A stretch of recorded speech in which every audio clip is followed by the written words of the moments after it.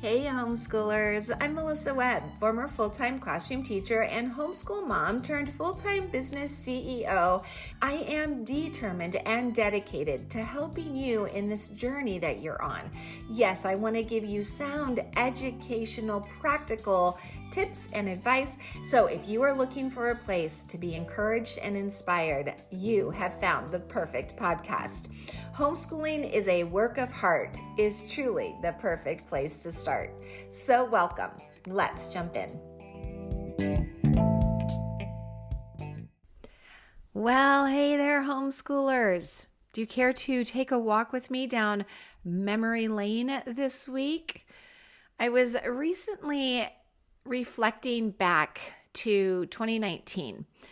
And that was a big year for me. I left my secure teaching position at a wonderful and highly reputable school to start a business from the ground floor with no experience in doing such a crazy thing. I will tell you, I was so scared. I knew I needed support. I knew I didn't know all that there was to know.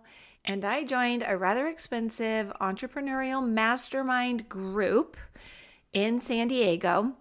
And at one of our first meetings, I remember being asked what I wanted from my business. And this was really early on. I didn't have very specific goals. I remember just saying, well, that's easy. I want success. That's what I want. I want my students to succeed. I want to succeed. I want success. And of course, I expected probably what you're expecting right now. The follow-up question, which is, and what does success mean to you? But I didn't get that response. Instead, I was asked, why? And I remember thinking, why? Why do I want to succeed? Like, what a crazy question to ask. But he repeated it. Yes, why? I want to know, what will success do for you? And that really had me thinking. I didn't really have an answer for that. So I just started thinking out loud. And I remember saying something like, well, if I was successful, I'd feel very validated that I took on this hardest, scariest thing that I'd ever done. And I did it. I'd feel accomplished. He then followed those thoughts with, and couldn't you access those feelings right now? Like, do you need to have your business take off in any such way for you to feel validated and accomplished? I mean, what would you have to think or believe to feel those feelings? And this was a big aha moment for me, because what I started to do is look for evidence that I do know how to feel these feelings. I know what they feel like, and I can access them whenever I want. I remember beginning to think about how qualified I was to teach writing specifically. I had a way that had already worked for so many families. I had a family who was moving off to an I state, Idaho, Iowa, I don't remember. And I remember her saying, gosh, you should make this an online business. We would purchase it. And I remember thinking, I don't know how to do that, but she planted a seed.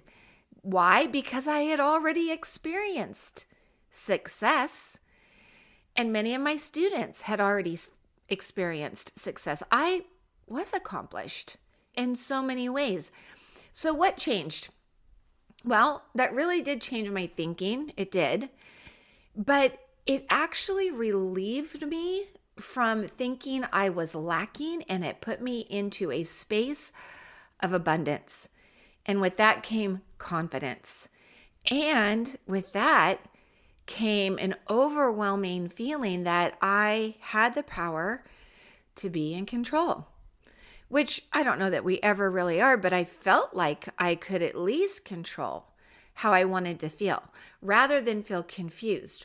What do I do next? Lost, unsure. I was able to flip-flop that And I don't know about you, but I love feeling like I can control some things. It's a good feeling. And I want to talk about that this week because I want you to know you've already been doing this too. And maybe you haven't thought about it this way, but I want you to try. I want you to join me this week and just open your mind to a new way of thinking about some things. And I really want you to be able to help your children realize this at a much earlier age. I wish I had learned so much of this metacognition, this thinking about our thinking earlier in my life. Obviously, I wasn't supposed to because I didn't. I wasn't ready or whatever. I was supposed to learn about this when I hit my 40s. But why wouldn't I want to teach this to my kids and teach this to my students and to my students' parents? We need to talk about our thinking. And so right now, I want you to do just that. I want you to think just for a minute. When I ask you this question, what comes to mind? What is something you really want? What comes to mind? Something you really want. It could be a tangible thing like a Chanel purse, sure.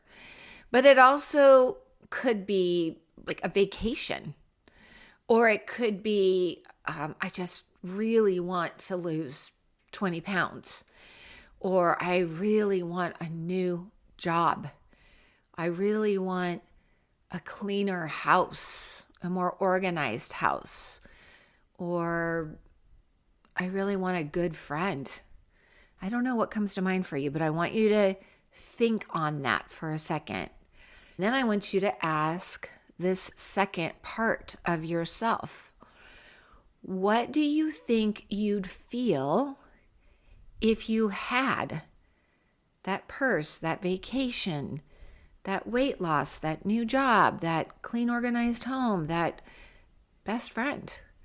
Would you feel elated, relaxed, attractive, motivated, proud, worthy? I don't know what feeling comes to mind for you, but I want you to consider that. Especially right now, we are moving into the annual holiday season. So I think this topic, especially now, could be worth your time and consideration. Because what I have noticed living in the society in which we live is that holidays and all the advertisements that go with them and all of the social media, how to decorate your home for the holidays, what perfect presents to buy. I mean, the holidays just tend to heighten desire for so many people, right? There's the desire to get a certain gift or to give certain gifts or to make plans or get invited to parties or to look your best or to make memories with your family. You name it, the desires increase. But are we just chasing feelings through these things that we add to our wish lists? I'm curious. I think so. This chase for a feeling. We maybe want to feel like, I want to feel so generous this holiday season. I want to feel lucky. I want to feel purposeful. I want to feel attractive or memorable. All of these feelings that we're chasing can often leave us drained rather than fulfilled. And I don't want that. Do you want that? I don't think you do. Maybe you do. I don't. And I will add, it doesn't even need to be a holiday season for this chase to begin. I talk to plenty of amazing parents who strive all year long, chasing the feelings, the feeling to feel impactful in their home education and prepared that their kids are going to be ready for the next school year and peaceful, that they're doing all of this in a kumbaya home environment and validated like I did. So now that we are aware of this fact that I am blatantly pointing out, which is that what we want really isn't anything more than a feeling we want to experience, then what do we do? And how do we use this realization to help our kiddos? I have a few ideas. Of course I do. Okay. First, here's the first thing I would tell you. I do this myself. Before a goal is put in front or on paper for me, or before I make a purchase, especially a bigger purchase, I'm not talking like going to the grocery store, but I'm saying like where you're going to get a new dining room table, a bigger purchase. I do ask myself, what emotion am I really after? And they can be very legitimate. All of the emotions, they're very legitimate. Please hear me clearly. I am not saying that it's wrong or not a good idea to have goals and chase after them because of how they're going to make you feel. Absolutely. I'm so glad I decided to start a business. It's just that when I realized what I wanted from it and how I could have it now, I was freed up in so many ways. I just want you to consider that. And I want you to just ask yourself before anything, what emotion are you really after? So when you catch yourself saying, oh my gosh, I just need a weekend away with my husband. Why? What emotion are you really after? It's not that I don't think you would have a great time with your husband on a weekend getaway, for sure. But if you know what you really want out of that, you could say time. Okay, but why? What will you feel with more time with your husband? Think about it. Peace, reconnection, adult time after spending day after day with children. Sure, those could all be perfectly excellent reasons. That's fantastic. But here's where it can be a problem. If in your mind you're thinking, there's no way we can't afford a weekend getaway, I don't have time for a weekend getaway, then your brain's going to think, therefore, I cannot have peace, I cannot have reconnection, I cannot have adult time. And that's a spiral you do not want to get yourself in. So take back your control and reverse engineer the feeling that you want.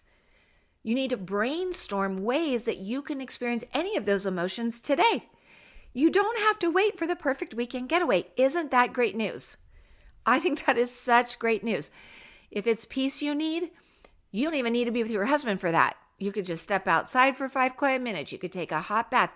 You could go to bed early. As soon as the kids are in bed, you're like, you know what I'm going to do? I'm going to go read a book alone in bed while my husband continues to watch the Dodgers in the World Series. And you could just get peace right there. You want reconnection with your husband?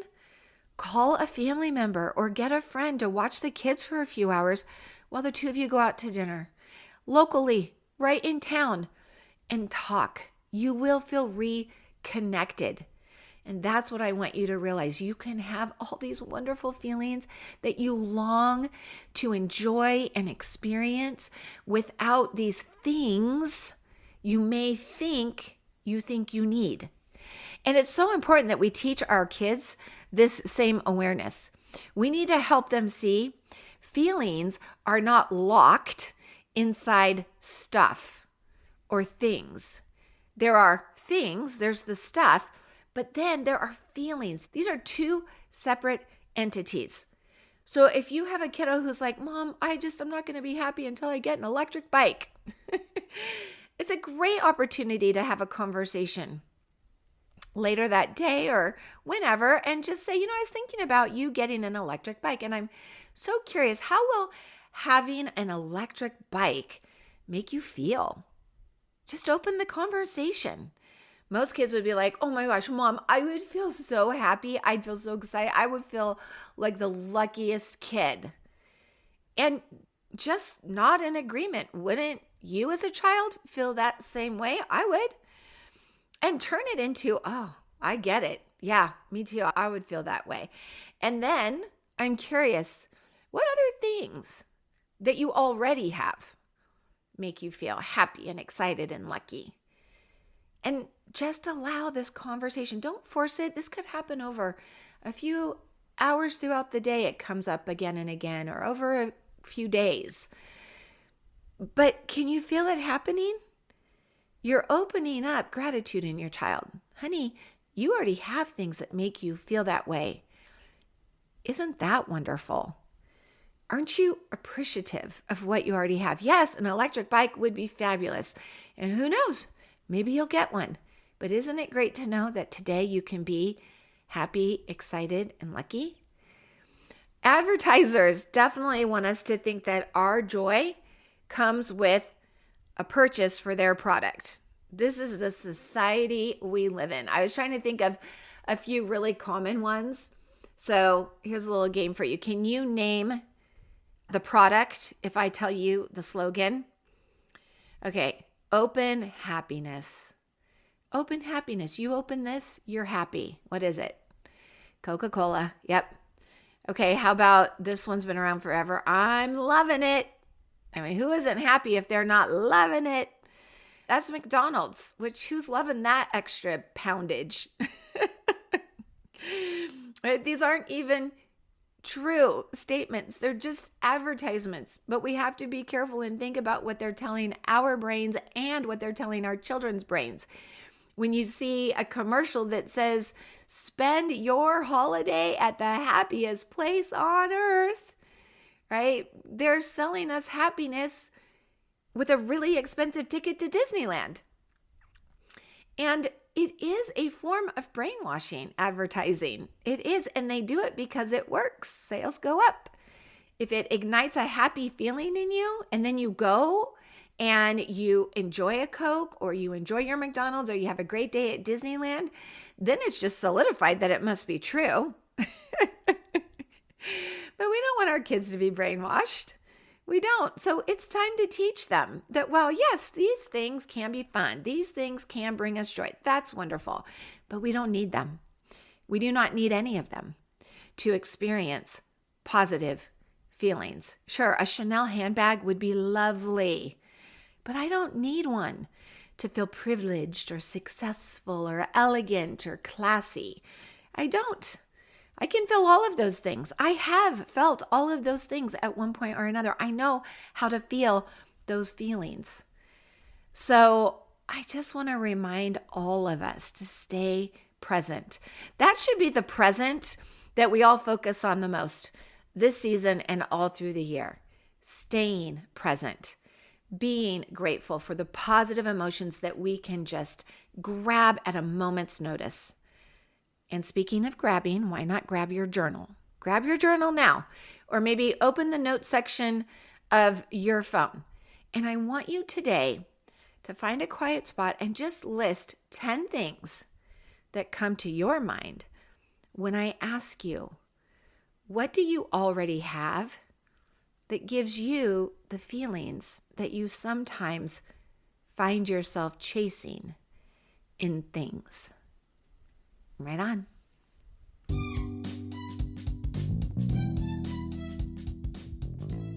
Well, thanks so much for tuning in and listening this week. Hey, if this was something that you found valuable, don't forget you want to subscribe or follow so that every time a new episode is dropped, you'll be the first to know.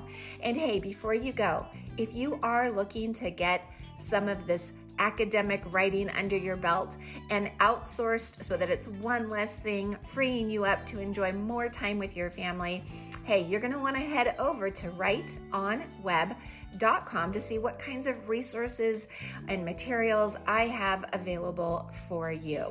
I will look forward to seeing you there, and I will look forward to seeing you here in our next episode. Right on.